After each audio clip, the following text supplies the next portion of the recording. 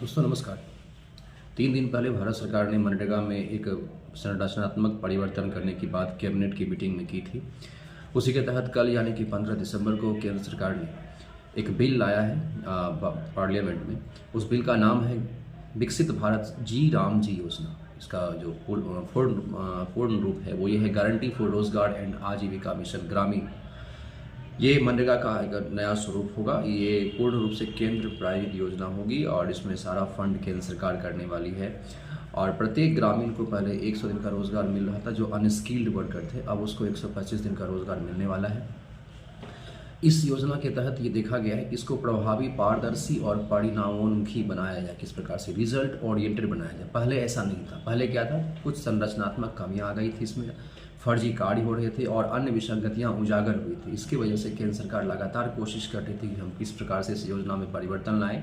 इस परिवर्तन से इसका जो लाभ है ज़रूरतमंद लोगों को मिले और जो लोक परिसंपत्ति है उसका निर्माण, उसके दुरुपयोग का वो कारण ना बने योजना, क्योंकि इसमें भ्रष्टाचार बहुत अधिक हो गई थी, लीकेजेस बहुत अधिक आ गए थे। तो अब सरकार जो नई बिल लाई है उसमें सरकार का मानना है कि इससे ग्रामीण अर्थव्यवस्था को बहुत मजबूती मिलेगी। अलग अलग योजना जो ग्रामीण क्षेत्र में चलाए जा रहे हैं भारत सरकार की तरफ से, उसमें एक तालमेल हो, उसके तालमेल में कोई विसंगतियाँ ना आए, ज़रूरतमंद तक योजना का लाभ पहुँचे। और इसीलिए इसको एक व्यापक मिशन मानती है केंद्र सरकार। इसके तहत अब होगा ये कि जो परिसंपत्ति का निर्माण होगा वो टिकाऊ होगा, अस्थायी बुनियादी ढांचा ग्रामीण क्षेत्र में इससे निर्माण को गति मिलेगी, ग्रामीण अर्थव्यवस्था मजबूत होगी और आपस में योजनाएं, जो अलग अलग योजनाएं हैं वो जुड़े होंगे। तो इससे ये सरकार जो है, इसको लगता है कि भारत को विकसित बनाने में ग्रामीण क्षेत्र का बहुत बड़ा योगदान है।